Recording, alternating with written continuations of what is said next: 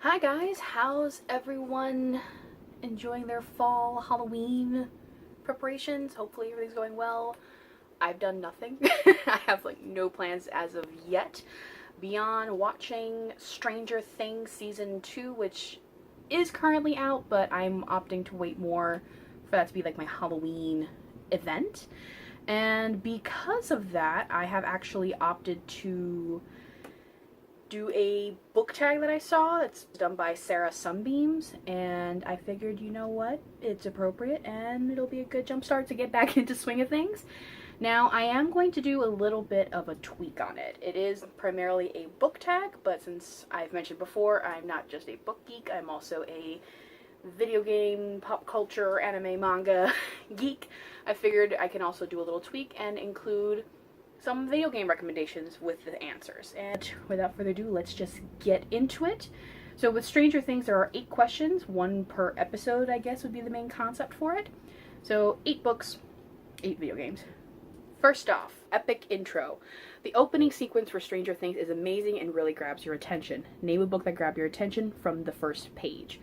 Answer for this is going to be A Game of Thrones, the first book in the A Song on Ice and Fire series from George R.R. Martin.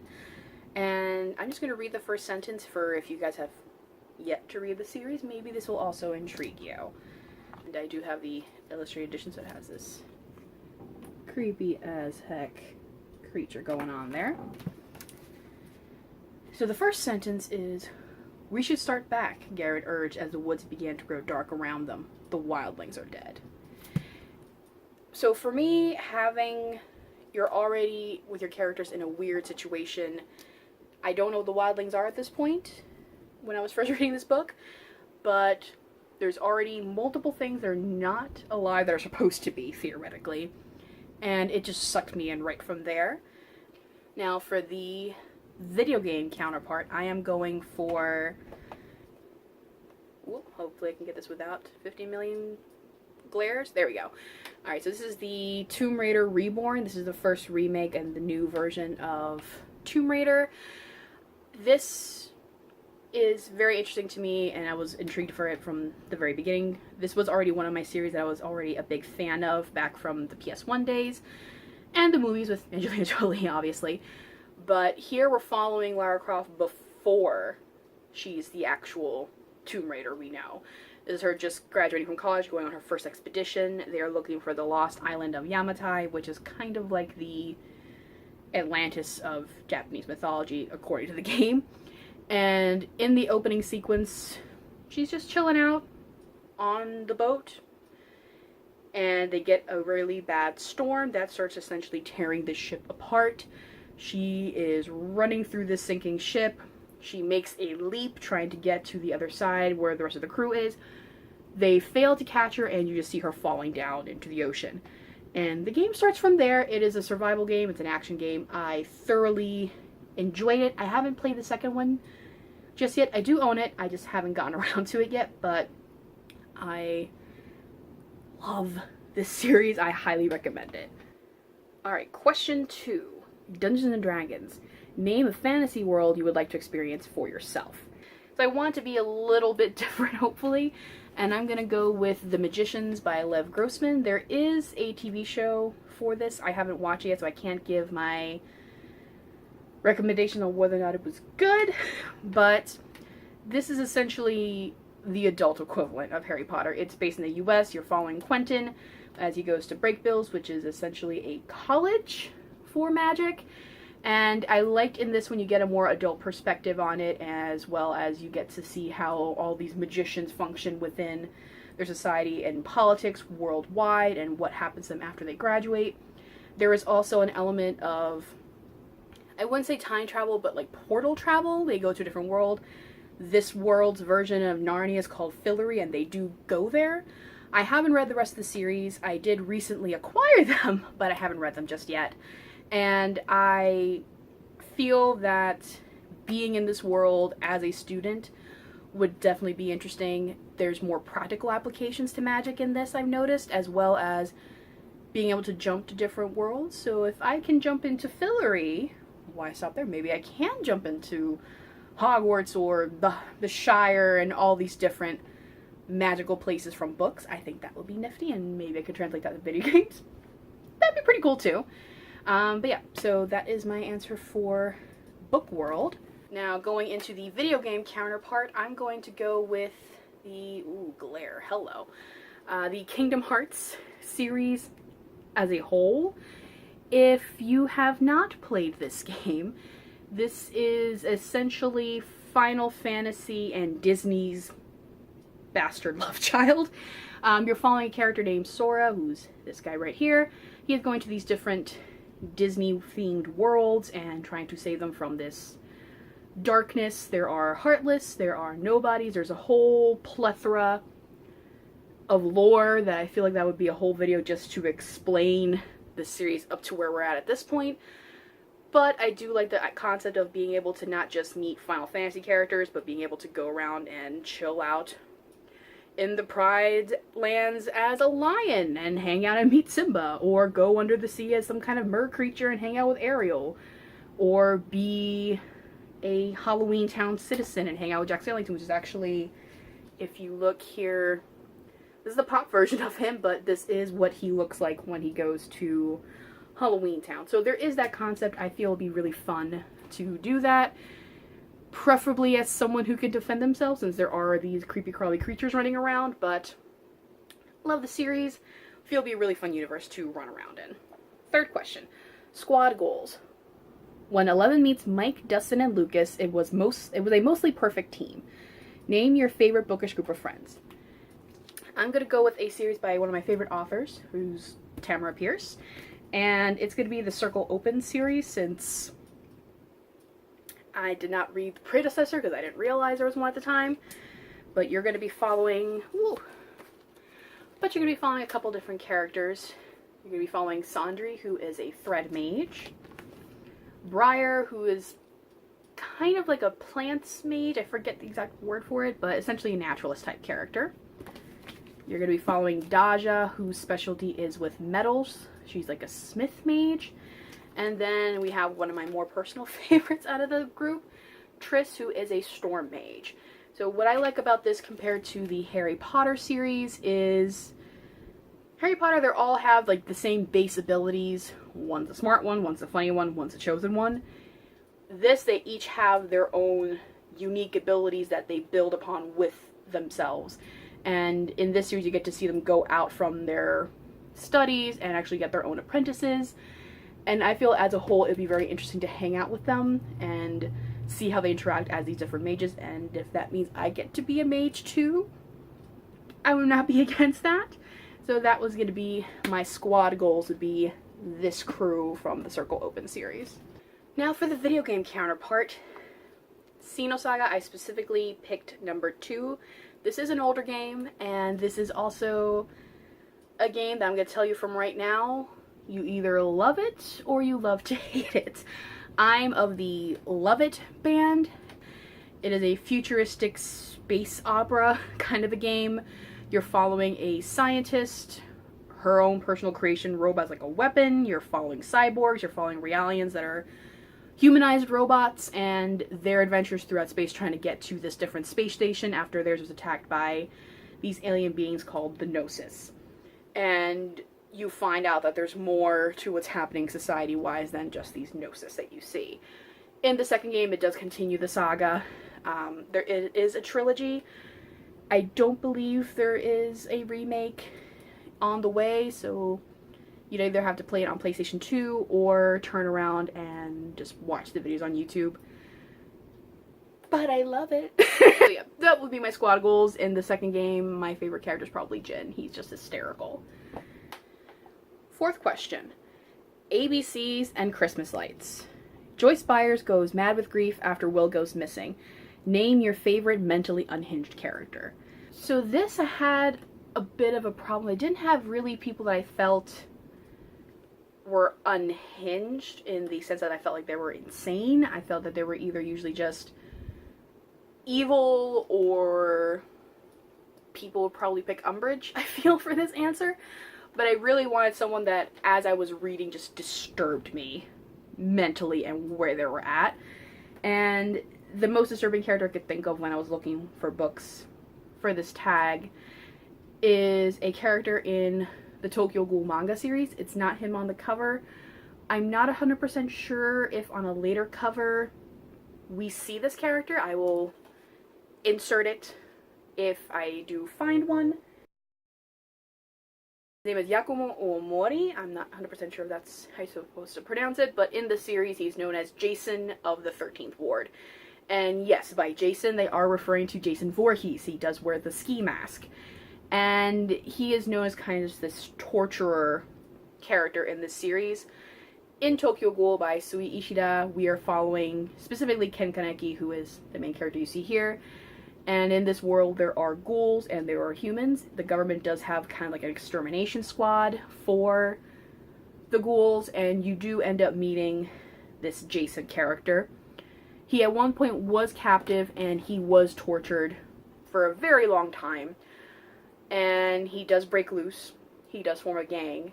And he has then practiced what was applied to him on his victims. It does get gruesome. He is someone who takes a very creepy enjoyment of dismemberment.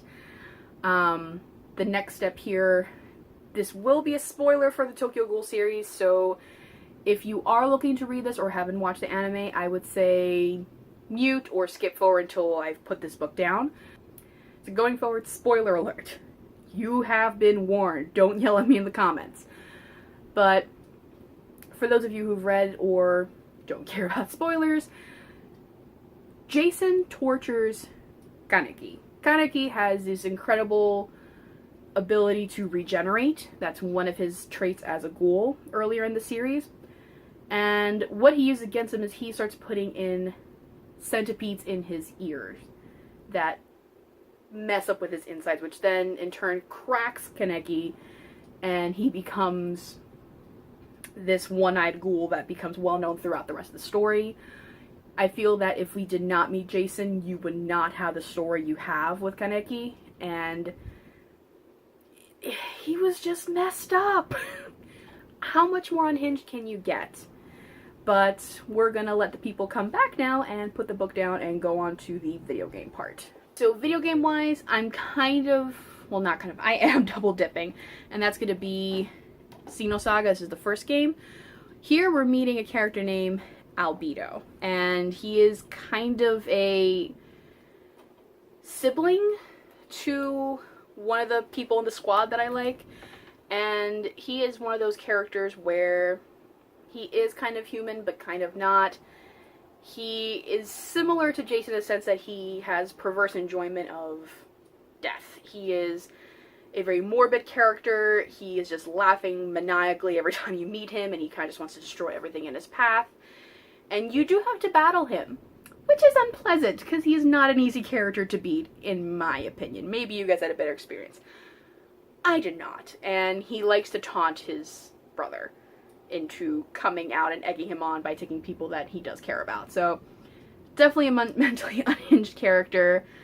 I do not like him at all. Moving on. Alright, fifth question. The Upside Down. Name a book that was the opposite of what you expected. Alright, for this one I don't have a physical book to hold up because this actually is a book that's converting me to Audible, possibly, or audiobooks in general. And I'm just gonna superimpose an image of the cover if I can find it. Bloody Jack being an account of the curious adventures of Mary Jackie Faber, Ship's Boy, and this is by L.A. Meyer. It was narrated by Catherine Kellgren. My apologies. Catherine Kellgren narrated it. She did a phenomenal job, and when I first got this book, I got it through Audible's like Amazon Prime free channel, so it kind of just started playing automatically, so I actually didn't look into the synopsis of the book. The synopsis, it makes it sound more like, oh, it's this kid who's gonna go on this ship, and by the fact that it's Mary Jackie Faber, Ship's Boy, gonna pretend to be a boy, gonna go and join some pirates. That's my impression when I heard Bloody Jack. But in actuality, it's more of a coming-of-age story, and within the first few pages, it's not a spoiler really, both of her parents and her younger sister die from what I assume is the Black Plague, based on the time period.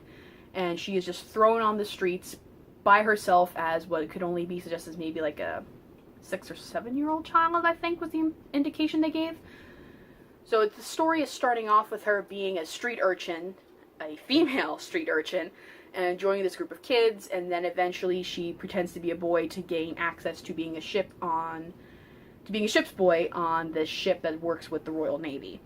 And it's a coming-of-age story, but there are some adult themes that are discussed in this, as far as life at sea and some of the mythology of women on board, things of that nature. I highly recommend it. I enjoyed it immensely. I actually am considering getting an Audible account to continue hearing the rest of the story via audiobook. I thoroughly enjoyed it. I recommend it. The video game, I'm probably going to be a laughingstock, but I'm just going to go with it and be completely honest. And that is Overwatch. If you've noticed a trend of the games I've mentioned up to this point, I am an RPG story-based game type of person. And from the trailers and videos on YouTube, I did realize this was a shooter. That was not something I missed out on. But I thought it was, like, you start off with only one or like a handful of characters, you unlock them as you go through the story, and you learn about this war that's being mentioned, and Overwatch and their rival organization. That's not the case. You kind of just open up the game, and there's all your characters, and you just shoot at whoever.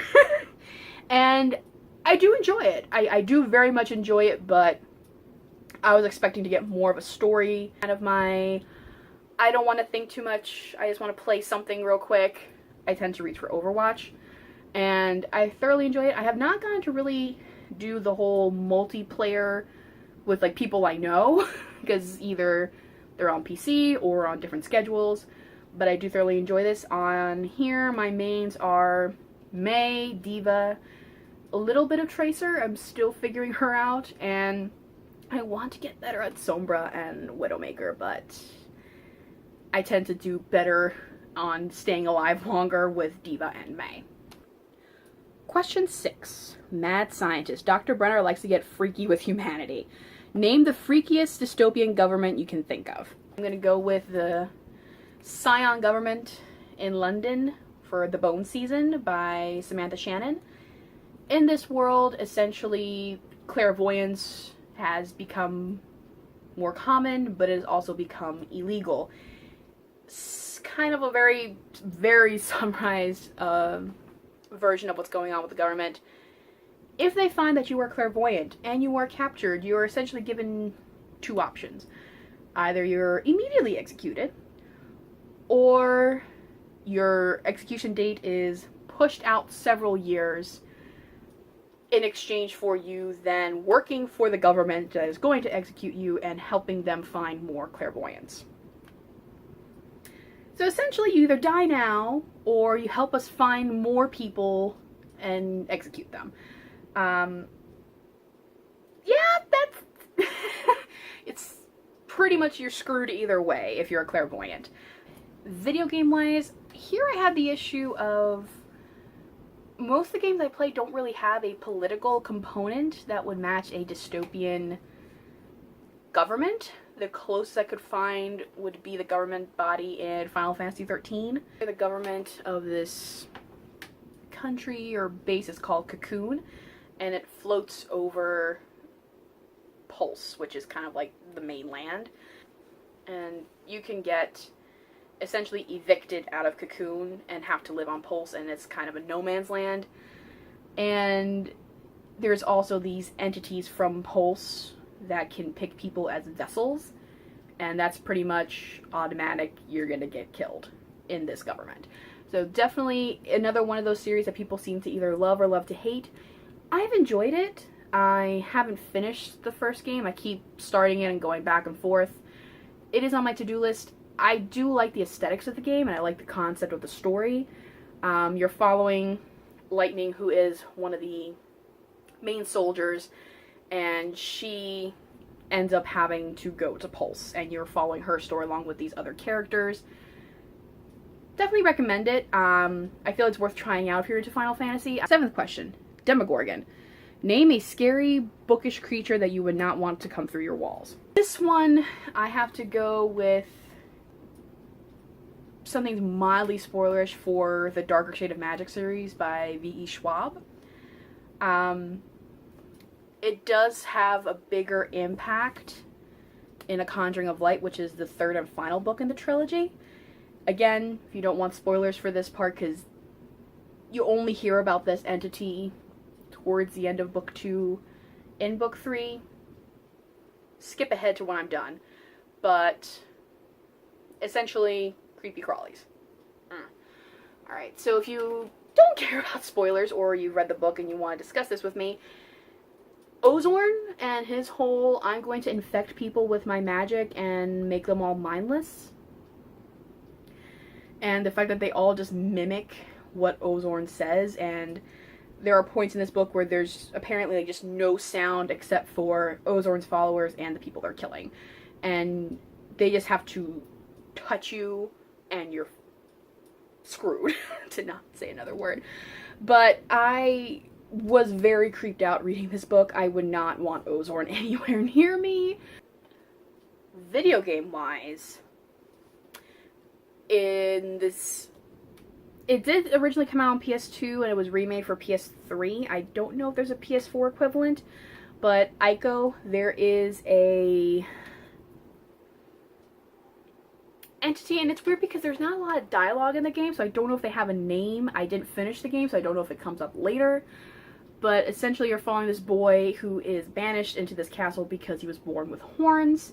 In there you meet this girl whom I'm gonna call Impa, because that's kind of what Impa or Impo, that's kind of what he calls her. These shadowy creatures are after her, and you don't necessarily get killed. They pretty much ignore you and just go straight for Impa if you leave her alone. Which, it's a puzzle solving game, so there's points where you have to leave her on her own to be able to move around and do things.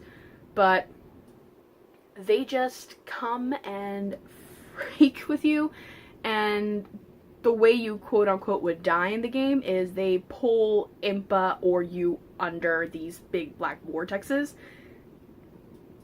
I would not want these anywhere near me. I don't want to get dragged in a black hole. Like, no, I do not. And I feel like something like the Demogorgon would be into, or worse yet, from the Conjuring of Light, Demogorgon infecting people and making them mini Demogorgons.